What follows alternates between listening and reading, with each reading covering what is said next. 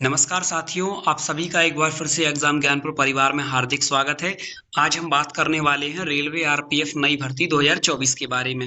जी हाँ दोस्तों, जैसा कि मैंने आपको अपने व्हाट्सएप और टेलीग्राम ग्रुप पर पहले ही अपडेट कर दिया था कि रेलवे आरपीएफ एसआई और कांस्टेबल की वैकेंसी आने वाली है, तो उसका डिपार्टमेंटल नोटिस आउट हो चुका है। जिस नोटिफिकेशन के बारे में हम आपको आज पॉइंट टू पॉइंट पूरी बातों पर चर्चा करने वाले हैं, जिसमें हम आज आपको बताने वाले हैं आरपीएफ एसआई और कांस्टेबल के लिए आपकी योग्यता क्या रहने वाली है, आयु सीमा, सिलेबस, परीक्षा pattern, negative marking, physical, medical आदि कंप्लीट जानकारी आपको आज इस वीडियो के माध्यम से मिलने वाली है। तो वीडियो के अंत तक बने रहिएगा, पॉइंट टू पॉइंट हम आप चर्चा करने वाले हैं। और दूसरी चीज, यदि आप रेलवे से जुड़ी अन्य भर्तियों की तैयारी कर रहे हैं, जैसे railway NTPC, railway group D, railway ALP technician, ministerial, तो दोस्तों सभी भर्तियों की तैयारी के लिए आप हमारे चैनल को अभी सब्सक्राइब कर लें, ताकि आने वाली हर भर्ती की कंप्लीट और सही इंफॉर्मेशन आपको हमारे द्वारा सबसे पहले मिल सके। तो आइए दोस्तों, आज के हम आरपीएफ एसआई कांस्टेबल के नोटिस को पॉइंट टू पॉइंट समझ लेते हैं। दोस्तों ये आपका देखिए, आज की दिनांक में 2 जनवरी 2024 को ये नोटिफिकेशन जारी किया गया है, जो कि डिपार्टमेंटल सर्कुलर है। भारत सरकार रेल मंत्रालय रेलवे बोर्ड नई दिल्ली के द्वारा जारी किया गया है। इसमें हम शॉर्ट में जल्दी जल्दी समझ लेते हैं। तो देखिए, आपका सब्जेक्ट देख लीजिए, किस संबंध में ये लेटर आपका वायरल किया गया है। Subject: process for the recruitment of sub inspector executive and constable executive in RPF and RPSF. तो दोस्तों सब इंस्पेक्टर और कांस्टेबल दोनों की वैकेंसी को भरने के लिए ये नोटिस दिया गया है, जो कि आरपीएफ और आरपीएसएफ। आरपीएफ मतलब आपका railway protection force, RPSF railway protection special force. इसके बाद हम देखें आपका, इसके बाद हम बात करें आपका नंबर ऑफ वैकेंसीज। तो देखिए आपका ये लिखा हुआ है, determination of vacancies, number of vacancy to be filled shall be decided by the ministry of railway from the time to time. इसके बाद देखें आपकी रिक्तियों की संख्या क्या रहने वाली है। The current round of recruitment is being done for filling a vacancy of 2000 in the rank of constable and vacancy 250 in the rank of sub inspector in RPF and RPSF.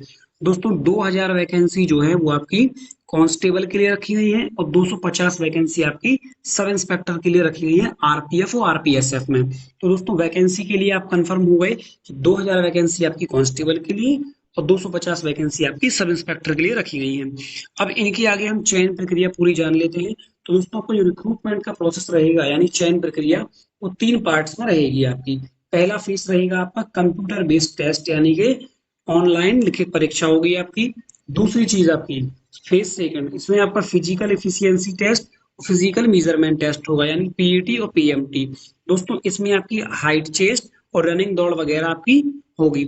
इसके बाद में आपकी फाइनल मेरिट लग जाती है, और final merit के बाद आपका फेज 3 होता है डॉक्यूमेंट वेरिफिकेशन, और इसी के साथ आपका मेडिकल करवाया जाता है। इसके बाद आपको ट्रेनिंग पर भेज दिया जाता है।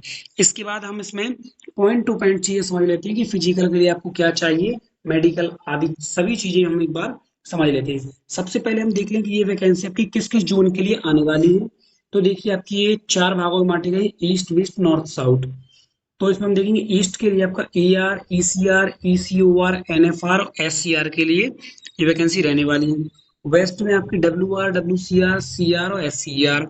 इसके बाद नॉर्थ में देखें तो N R, N C R, N E R और एन डब्ल्यू आर। इसके बाद साउथ में S R, S C R, S W R. इन सभी जोन के लिए आपकी वैकेंसी रहने वाली है। इसके बाद हम आपकी बात करें कांस्टेबल और एसआई के लिए आपकी एजुकेशनल क्वालिफिकेशन क्या रहने वाली है, और एज काउंट या एज लिमिट क्या रहने वाली है, वो हम इस बार देख लेते हैं। तो दोस्तों ये देखिए, आप सब इंस्पेक्टर के लिए और कांस्टेबल के लिए, सबसे पहले सब इंस्पेक्टर के लिए एजुकेशनल क्वालिफिकेशन हम देखें तो आप ग्रेजुएट होना चाहिए किसी भी यूनिवर्सिटी से, graduate from a recognise university. Sub inspector के लिए मिनिमम एज सब इंस्पेक्टर के लिए 20 साल और मैक्सिमम होनी चाहिए आपकी 25 साल। इसके बाद बात करें हम कांस्टेबल के लिए, तो दोस्तों कांस्टेबल के लिए आपको 10th पास चाहिए किसी भी बोर्ड से या उसके समकक्ष हो। और उम्र की बात करें तो इसमें मिनिमम आपकी 18 साल और मैक्सिमम आपकी 25 साल एज होनी चाहिए।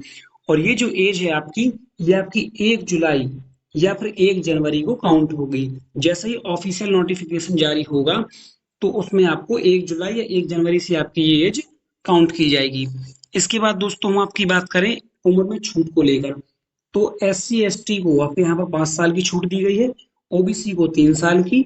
इसके अलावा जो जम्मू कश्मीर लद्दाख आदि राज्यों से आते हैं उनके लिए यहाँ पर UREWS के लिए 5 साल, OBC के लिए 8 साल, SC ST के लिए 10 साल की छूट अलग से दी जाती है।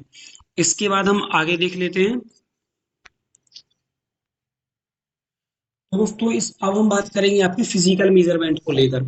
तो फिजिकल मेजरमेंट में देखिए आपको किसको क्या चाहिए। तो जनरल OBC के लिए यहाँ पर फिजिकल के लिए आपका हाइट चाहिए मेल को 165 सेंटीमीटर, और SC ST में बात करें तो चाहिए 160 सेंटीमीटर, और यदि आप और जैसे आदिवासी या फिर अलग कैटेगरी से आते हैं तो आपको 163 सेंटीमीटर। यदि यही हम बात करें फीमेल में तो UROBC के लिए आपका 157 सेंटीमीटर हाइट, SC ST के लिए 152, और अदर कैटेगरी से आते हैं तो 155। इसके बाद हम बात करें पुरुषों के लिए चेस्ट की, ओनली फॉर मेल। चेस्ट में आपका UROBC के लिए 80 और फुलाने के बाद आपका 85, यानी कि 5 सेंटीमीटर आपका फुलाव अनिवार्य है। इसके बाद SC ST के लिए हम बात करें तो 76.2 आपका बिना फुलाए और 81.2 फुलाने के बाद, यानी 5 सेंटीमीटर का फुलाव इनको भी अनिवार्य है। और अदर कैटेगरी के लिए आपका 80 और 85 चेस्ट होना चाहिए। तो दोस्तों ये हो गई आपकी फिजिकल की बात। अब इसमें हम बात करेंगे आपकी फिजिकल इफिशियंसी टेस्ट, यानी कि दौड़ के बारे में, कि आपको कितनी दौड़ कितने समय में पूरी करनी होगी। तो देखिए दोनों का दिया हुआ है दोस्तों यहाँ पर। ये देखिए आपकी सब इंस्पेक्टर, ये आपकी कांस्टेबल के लिए। तो सबसे पहले दोस्तों हम आपकी देख लेंगे सब इंस्पेक्टर मेल के लिए। यहाँ पर मेल को 1600 मीटर की दौड़ 6 मिनट 30 सेकंड में पूरी करनी होगी। और इसके बाद हम बात करें कांस्टेबल में मेल के लिए, तो कांस्टेबल में यही आपको दौड़ 1600 मीटर की 5 मिनट 45 सेकंड में पूरी करनी होगी। और यही हम बात करें फीमेल में, तो सब इंस्पेक्टर में फीमेल के लिए आप देखें 800 मीटर की दौड़ आपको 4 मिनट में पूरी करनी होगी। कांस्टेबल में फीमेल की बात करें तो 800 मीटर की दौड़ आपको 3 मिनट 40 सेकंड में पूरी करनी होगी। इसके बाद हम बात करें लॉन्ग जंप और हाई जंप के लिए। तो दोस्तों इसमें आपको सबसे पहले देखेंगे हम सब इंस्पेक्टर मेल के लिए।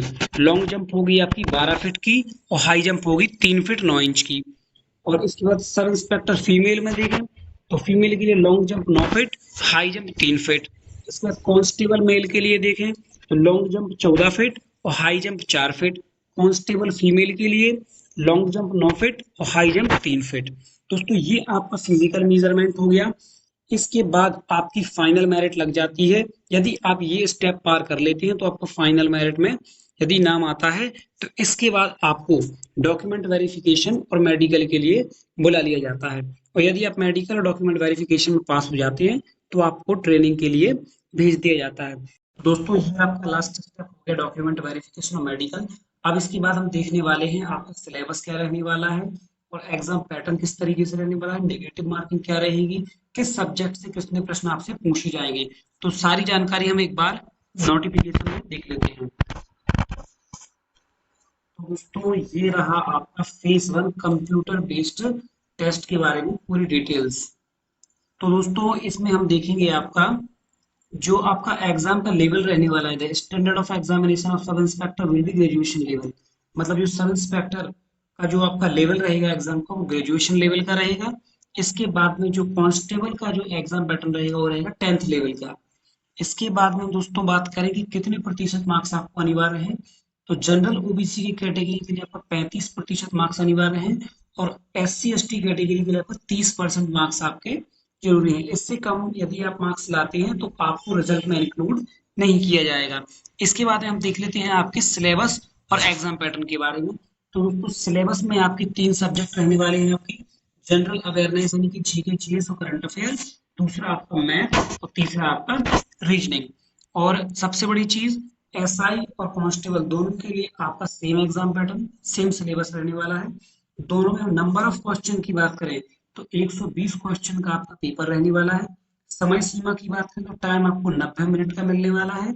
और जनरल अवेयरनेस GK GS में आपके 50 क्वेश्चन बनेंगे, मैथ में 35 और रीजनिंग में 35। इस प्रकार आपके 35 35 50 120 क्वेश्चन का आपका पेपर बनने वाला है जो कि 120 मार्क्स का होगा।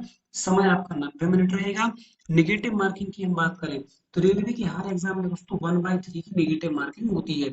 यदि आप 3 प्रश्न गलत करते हैं तो एक क्वेश्चन के आपके आंसर काट लिए जाएंगे। तो दोस्तों ये रहा आपका एग्जाम पैटर्न, सिलेबस और किस तरीके से आपके कौन सी क्वेश्चन किस विषय से पूछे जाएंगे, कंप्लीट अपडेट। तो दोस्तों जैसे ही ऑफिशियल नोटिस आता है उसके माध्यम से हमारे द्वारा आपको पूरी जानकारी टेलीग्राम ग्रुप में प्रोवाइड करवा दी जाएगी। तो डिस्क्रिप्शन में हमारी लिंक दी हुई है, टेलीग्राम ग्रुप को जाकर अभी ज्वाइन कर लीजिए। यदि आपको वीडियो पसंद आए तो उसको लाइक करें, यदि आपको कोई प्रश्न हो तो हमें कमेंट कीजिए और वीडियो को शेयर कीजिए।